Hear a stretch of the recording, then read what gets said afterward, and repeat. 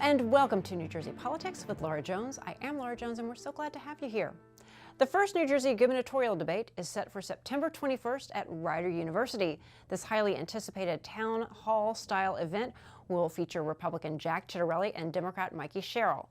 Standing by to break down how the New Jersey Election Law Enforcement Commission, or ELEC, plays a crucial part in debates and the election is the executive director, Amanda Haines. Plus, we're going to be speaking with Micah Rasmussen, director of the Rebovich Institute for New Jersey Politics at Rider University, and also a moderator for the upcoming debate.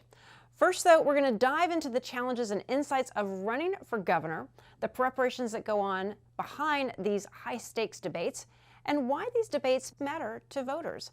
Earlier, I had the opportunity to ask Governor Phil Murphy about his experience preparing for a debate. Yeah, I'll focus, Laura, on the first time because that's the most relevant. I think running for re-election as an incumbent, you've got a different dimension than when you're running for the first time. So for Mikie and Jack, I assume it is similar to what we went through, which is number one, you got a big fat book with tabs of issues that you got to be deeply schooled in. Secondly, you're doing mock debates in front of a group of your advisors with somebody playing the other role and then doing critiques of that afterward.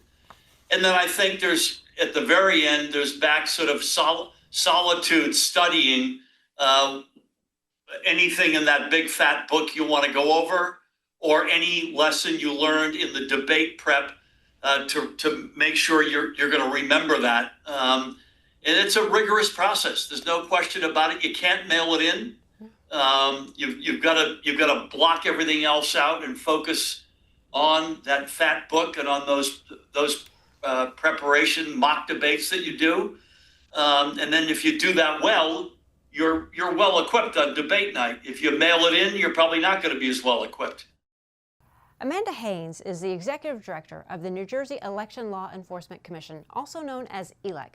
They play a vital role in making sure elections in our state are transparent and accountable. Amanda, welcome to the show. It's good to see you. Thank you for having me. Yeah, well, let's start with the basics. For viewers who may not know, can you talk about what exactly it is ELEC does and what it is your mission is? So ELEC's goal is to provide information to voters and the general public. So candidates for political office and committees that participate in elections have to file reports with ELEC that detail their campaign finances, so all of their contributions and their expenditures. Those reports are available for the public to view on our website. So our essential mission is to make sure as much information as possible to voters as they enter the voting booth. Yeah, can you talk a little bit about transparency, why that is so important in elections? You know, what does it mean for the public to be able to see who is contributing to the campaigns and how the money is being spent? So ELEC was created in 1973, in part because there was extreme just distrust of the government and of elections in general. Money was coming into elections that the public could guess where it came from, but simply had nothing to point to know where dollars were coming in and going out of campaigns. So when ELEC was created, the goal then is the same as now, is to create transparency. Now, it has advanced over the course of the last 50 years or so. However, the goal is to demonstrate where the money is coming from. So candidates are reporting where they receive their contributions from. And they're indicating what they're spending their money on so that the public can make their own decisions as to whether they feel as though candidates may be influenced by their contributors, whether certain types of contributors, certain business groups are supporting a particular candidate, and they can draw their own conclusions from that. Yeah, and a lot of this happened, a lot of transparency and calls for transparency happened after Watergate, you know, when it was famously said, you know, sunshine, it is the best disinfectant. That is correct. And many people don't realize that there were several campaign finance violations involved in the Watergate scandal. Right, right. So now ELEC, it enforces the law, and that, as you mentioned, you know, That means sometimes finding candidates who aren't following the rules. So can you talk us through or walk us through a little bit about the process, how that works, and why, again, it matters? The enforcement process? Yeah. So the enforcement process, the goal of enforcement is compliance. Okay, so the goal of enforcement isn't raising fines or collecting dollars from respondents. So when it comes down to it, our goal is to get the respondent in compliance with the Campaign Act, and to continue to keep them in compliance moving forward. So if someone were to receive a complaint, essentially they, like everybody else, has due process and have the ability to have a hearing on the merits of the complaint. But there's also the opportunity to file outstanding information or reports that may be delinquent during the process. And hopefully it's something that respondent can learn from moving forward, to learn exactly what needs to be done in order to comply with the law. Yeah. One thing that really stands out about New Jersey is its unique public financing program for the gubernatorial elections. Can you talk a little bit about how that works, why the state matches campaign contributions? Sure. So our gubernatorial public financing program has been a model across the country since it was created, and it began in the 1977 general election. Was the first election that was gubernatorially public financed. So the way the public financing program works is candidates in the election that raise and spend a specific threshold amount of money. And this year it was $580,000. Those candidates can opt to participate in the public financing program. Once they do so, they are able to submit to ELEC their contributions and have those contributions matched at a $2 for $1 ratio. Now, in order to receive public funds, these candidates have to agree to participate in the ELEC designated debates. Now, depending on the election, whether it's a primary election or a general election, the number of debates varies. But since we're in the general election, there will be 2 debates between the candidates for governor and 1 debate between the candidates for lieutenant governor. Yeah. So if the candidate accepts public funds, what you're saying is they're agreeing to certain rules, including caps on spending and, the requirements around the debate. Can you explain how that came into being? Again, this is about transparency, but, it's evolved over the past more than 50 years since you all have been in existence, and how they've, changed with the times and why those rules are in place. Well, since these candidates agree both to participate in debates and to have a spending cap, they're essentially agreeing to only spend a certain amount of funds in the election.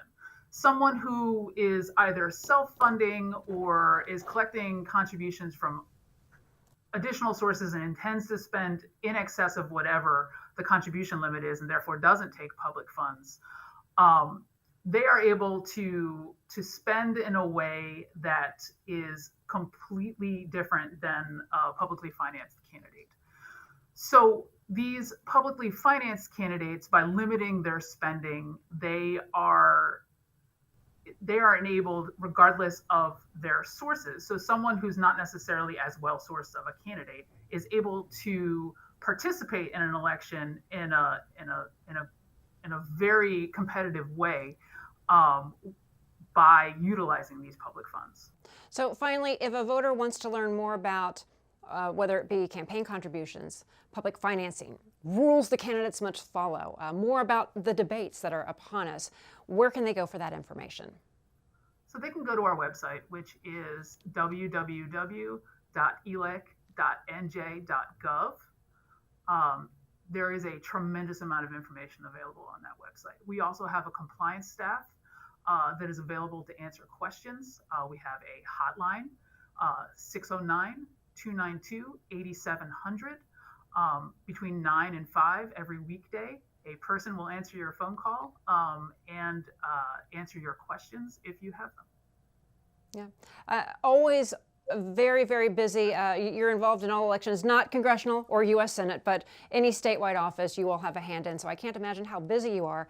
And I'm so grateful that you're able to take the time to talk to us today. Anything else that you want our viewers to know that they may not understand or would like to just explain about ELEC before we end up here?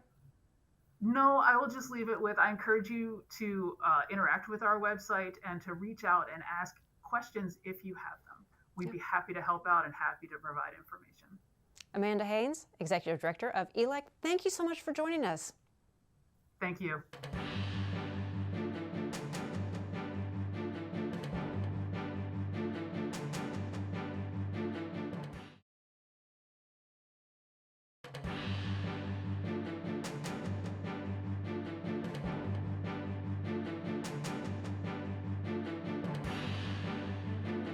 With Election Day approaching, all eyes are on how the candidates for governor will address the issues that matter most to New Jerseyans at the first debate for governor on September 21st at Rider University. Joining me now is Micah Rasmussen, director of the Rebovich Institute for New Jersey Politics at Rider University and a moderator for the upcoming debate. Micah, good to see you. Thanks for being here. You too, Laura. Are you getting ready for the big day? I'm ready. Well, good. I'm getting ready. So Let's just say that. Yeah. Well, this is really exciting. The debate is being held. It's a town hall style format at Rider, sponsored by the New Jersey Globe, on New Jersey, and Rider University. So can you walk us through a little bit about what voters and viewers can expect from this format and how it differs from traditional debate setups? Well, I'm glad you asked, because when we hosted the February debates here on campus, we had an audience for the Democratic debate of about 350, the capacity of that theater, and the same for the Republican debate.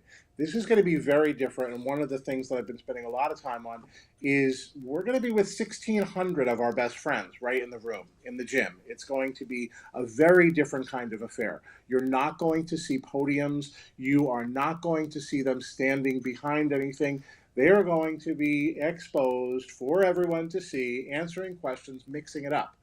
You're also going to see a lot less prominent role for us, the moderators, that you, not you, Laura, you've got a big referee job, but for the panelists who asked all the questions in the past, we are going to be playing a lot less of a prominent role. The Rider community, students, faculty, staff, parents, alumni, are going to, they have had the opportunity to submit questions. And there are a lot of good ones we have received. We're going to be, David and I are the only ones who are going to be doing this, Wildstein, and we are going to be reviewing those questions. We're going to determine which ones have the most interest to the most voters. And we're going to invite those students, faculty, staff, alumni, parents to ask those questions directly of the candidates. So you're going to see those questions from voters, from the Rider community, and the candidates are going to then have the opportunity to directly answer them, look them in the eye and answer them. It's going to be a very different format for us. This is the first time that you or we have tried to do this town hall format. We hope it's going to work out well. We hope it's going to be much more intimate and engaging. You've seen these at the presidential level. Not all presidential candidates are behind the podium anymore. Some are in this town hall format. And some candidates do really well at these. Bill Clinton comes to mind. Some candidates do not do as well at these. George Bush looking at his watch in that infamous clip in that same debate from 1992 is one that comes to mind as well. Yeah. Well, New Jersey's governorship, it's one of the most powerful in the country. And, you know, when you look at it from a perspective of me, you, David Wildstein from the New Jersey Globe, coming together, trying to formulate questions for a debate where we're asking the questions, and now we're involving the audience. Can you talk about what you're seeing coming in from voters, students, parents, as the top issues Mikie Sherrill and Jack Ciattarelli are going to need to address to really win over the voters? Because, you know, me and you and David, like the inside group, we've got pointed questions because, you know, we're thinking, and sometimes we might miss the forest for the trees for the forest. So can you talk a little bit about that? I will talk about it, but I'm not going to give any previews because that would be an unfair advantage. We don't want to do that. We want to keep that under our hats. But I would say that the thing that is on voters' minds is very much the things that we are talking about and the candidates are talking about in this campaign. It is the cost of living in New Jersey. It is the affordability of living in New Jersey. It is energy prices, electricity prices. It is taxes.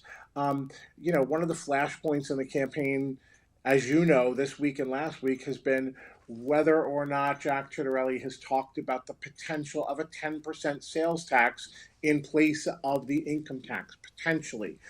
He's gotten himself, I don't know if you want to call it hot water. He says, look, I didn't say that. I was talking about how other states do it. But Mikie Sherrill says, well, you're talking about it. And we're saying that you're talking about it. We're not saying you've advocated it, you've proposed it, although they may have used that word too, but you're talking about it. And so it's put that issue on the table. So I think we're going to have debates on taxation, how we ought to tax in a high tax state. I think we're going to be talking about whether Mikie Sherrill's proposal to freeze electricity rates, whether or not that is feasible or possible. Jack will say that it isn't, and she will say that it is. So I think you're going to hear about the things that we are hearing about a lot in this debate, and maybe we're going to scratch below the surface and get an opportunity to call both of them on the carpet on some of these questions that they haven't had to be nailed down on. They just get to say whatever they want in the campaign. We're going to hold them to account here. Now, as someone yourself who's been deeply involved in New Jersey politics, can you talk a little bit about some insight into the candidates like Mikie Sherrill and Jack Ciattarelli, how they prepare for a high-stakes debate like this? What's going on behind the scenes? What strategies are they using to appeal to both undecided, their base, and, try and pulling people from the other side? It's a good question, because just like we're talking about how we've never done the town hall format before, I don't believe Jack Ciattarelli or Mikie Sherrill have ever done the town hall format either. So I think it's safe to say that they're practicing. I think it's safe to say that they are definitely not taking for granted that they are comfortable with the format or know the format or understand the format. This is different because you can get up and move around. You can look your questioner in the eye.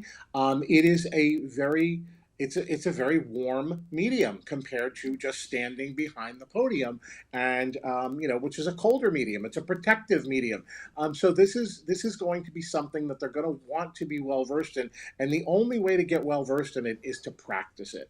Maybe it's akin to getting out there and debating and getting out there and talking to voters. Maybe it's akin to holding town meetings yourself, which Mikie Sherrill has done as a representative in Congress. Jack Ciattarelli is certainly crisscrossing the state and talking to a lot of audiences as well. So that's, I guess, how you practice. But the idea of the clash, of the immediate back and forth, that's something that's going to be very new to them. And so they're going to want to get familiar with that format before we get in the same room on Sunday night.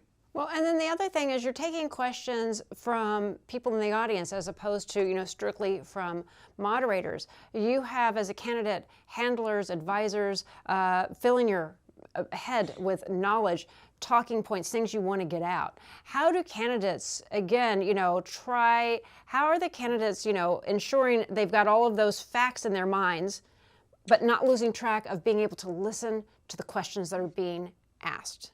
Like, how do you that's where we're going to come in, Laura, because if somebody sticks to the talking points, and sometimes when you and David and I are sitting down and figuring this out, we say we've got to get the candidates off of their talking points. We've got to get them off of the familiar terrain of what they have been maybe just trained to say.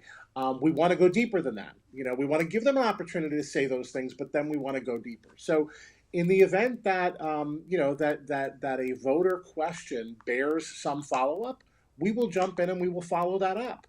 And so I think the candidates are going to have to be careful of sticking to just the tried and true and just saying what they want to say and not necessarily answering the question. We're going to make sure that they do.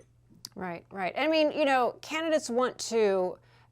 They do want to sway those undecided, but they also want to, do no harm, because, this debate is being live streamed on platforms like the New Jersey Globe. On New Jersey, it's airing on C-SPAN. So can you talk about how important this is for engaging the voters and the role that, streaming over all of these platforms has in shaping public opinion? That's a great question. One of the things that we had to do when we made this proposal to the Election Law Enforcement Commission was to really educate them on how people are consuming television and how people are consuming debates today. And I don't have to tell on New Jersey that the way people are consuming TV or their viewers that is different than it was. It is not by the numbers. It is not cable. It is not broadcast. Increasingly, it is streaming. And you may not be catching the entire debate at once. You may be catching a snippet of the debate. You may be catching 30 or 60 seconds of the debate that somebody has posted on social media. So we're getting tremendous viewers on these debates that we're sponsoring. We're getting much better than traditional debates that have maybe just been on broadcast or just been on cable. But we're getting those in all the different ways, and all the different platforms are out there, and we're getting those pieces at a time. So to your question, Laura, it's really important that you not commit a gaffe, because that's going to be repeated out there and broadcast. You're going to see that 100 times, so you don't want that to happen. The other thing is that if you can score a really good soundbite, if you can get across a really good message, if maybe you can, sort of slam your point home and maybe, hammer it home and, get the better of the other of your opponent, then that also can be the viral moment that takes off and breathes enthusiasm into your supporters' side, and they're going to be watching that for the weeks leading up to the election. They're going to get more fired up about coming out and voting. Yeah, and I think it definitely is a challenge because social media is not just in the back of people's minds, it is dominating. And again, trying to get that viral moment, like you want to do that, but not at a cost where you aren't listening to what the voters are saying or where it comes across as insincere. So, when you're dealing with a debate, you can't fit a square hole into a round peg or whatever that expression is. But you can be prepared and armed with that line that you've practiced or that you've come up with or your staff has come up with, but it's got to fit. It can't just be awkwardly thrown out there. It's got to work. Right. And debates, they can be really unpredictable. So what do you think the biggest challenge is going to be for Mikie Sherrill and Jack Ciattarelli in making their case to New Jerseyans during this debate?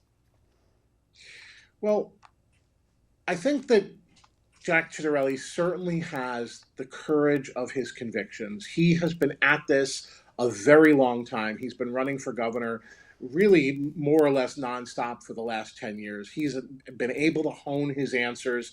He's got that stuff down.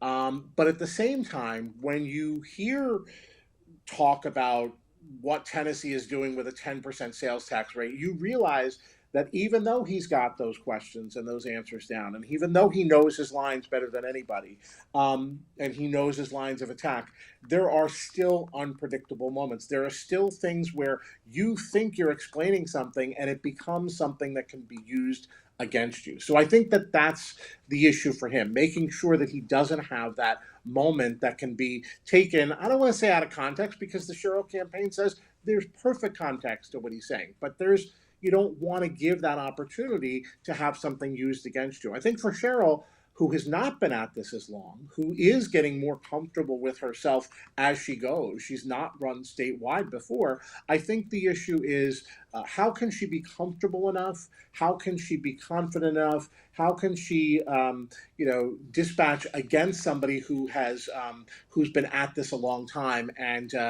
be comfortable enough with her own convictions that she gets across what she wants to say? I don't think there'll be any problem with that. I think that her campaign is absolutely trying to signal the message that she's taking it right to Jack, and so we'll see what happens. Yeah. So Rider University, you've hosted gubernatorial debates before, including the primary debates. We were there just talking about that early in this year. So can you just talk a little bit about how this fits into the broader history of New Jersey's gubernatorial races, and really, as we're kind of closing out here, what makes this one so unique? I mean, what strikes me, at Rider University is right in the middle of the state, right in the center. It's centered to the state, close to the state house. It's someplace people can easily access. As a reporter, they would talk about as certain areas, as Hamilton goes, so goes the state. I know Rider isn't in Hamilton, but it's in Mercer County. So you just talk about looking at the bigger picture here at Rider University, at the town hall meeting. The energy. I mean, we're going to feel an energy with 1,600 people around us for sure. Absolutely. So can you talk a little bit about that? Yeah, I'm glad you asked because, as you know well, Laura, because you've gotten to work pretty closely with our students, this is an unbelievable experience for them, first and foremost. This is the educational experience that everybody wishes they could have. They're hands-on, they're having an impact on this race. They are, operating very professionally. They're very proud of the work product that they're putting out here. And so it's a thrill for them to be so involved and so in the middle of what's going on. I think beyond that, I'll tell you, there are students who are bringing their parents. There are faculty who are bringing their spouses. This is something people are really excited about. There's a lot of enthusiasm about. I'll tell you, it's the hottest ticket in town. For the 1,600 people who are going to be here, there are probably double that who would like to be here. Right. So there is just a lot of enthusiasm around this, and I'm really, really excited to put it on. I'm really excited to share it with everybody. I think Ryder is. We always roll out the welcome mat, and we're really proud of that. We're working hard on it. Mercer County is also very proud, Republicans and Democrats. This tends to be a more Democratic county, but you know what? Mm-hmm. We are working hard to make sure that we have an even number of Republicans and Democrats in the audience. We are working to make sure that each side has the same number of tickets, that each side has the same level of representation. We don't want there to be one advantage over another. So we've thought about all of this, and we're happy with the enthusiasm, but we're trying to keep it fair and even. Yep. September 21st, we'll be there. Yes, we will. Micah Rasmussen, thank you so much for taking the time to talk to us. We really appreciate it. Thank you, Laura. Can't wait to see you next Sunday. Same here. Same here. And that'll do it for today. I'm Laura Jones. Thanks so much for watching New Jersey Politics. We look forward to seeing you back here next time.